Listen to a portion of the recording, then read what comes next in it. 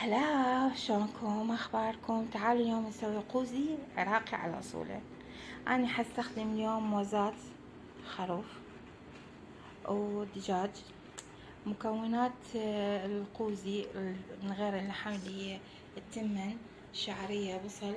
هذا البصل حتى للتاتشينة وللحم، وهذا البصل حتى لشنو؟ للخلطة اللي فوق التاتشينة اللي هي بازليا، بتيتا وجزر، اكيد لوز وكشمش. البهارات اللي حستخدمها هي شنو؟ هي هيل، دارسين، ورق الغار، كركم وفلفل اسود وشنو، اكيد كمون. فتعالوا نسويها واحدة واحدة. انا اختصرت الموضوع وقشرت وسلمت حتى لا ياخذ وقت هواية. تعالوا نبدي هسه. مثل ما تشوفون هذا اللحم سلكته، دجاج همينه. شو راح اسوي هسه؟ راح اخليه بالفرن حتى يتحمر ونكمل باقي المواد. عندنا شنو؟ عندنا اللحم والدجاج بالفرن يتحمرن. بدي اسوي التاشينة. هاي البصل يتحمر شوية، احط له ملح حتى يذب المي مالته كليتها. هسه هاي شنو؟ هاي بدا يحمر.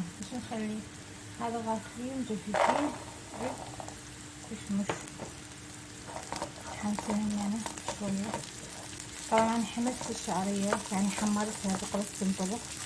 بس راح اخلص الكشمش واخلي الشعرية واطبخها شنو؟ اطبخها بالتشريب مال اللحم. تمام. راح اخلي عليها شنو؟ تشريب اللحم. دير بالكم من الزيتون البهارات لا تخليه ملح. ليش؟ يعني تشرب اللحم اصلا بملح حتى شنو؟ حتى لا يخرب لكم الاكل سمعوا يتهدر. هسه هاي كملناها بديتها وشجر، عفوا بديتها وجزر وبازليا وبصل. وهاي التاتشينة هنا كملت الشعرية وبصل وشنو وكشمش. وهسه شنو؟ هسه عندنا نحمر اللوز. الفرن بس بقى يتحمر اخر شي. التمن هذا دي يتهدر. بس نشوفكم شنو يتجمع. هاي سويت زراطة. هسه شوفوا هذا التمن اول طبقة،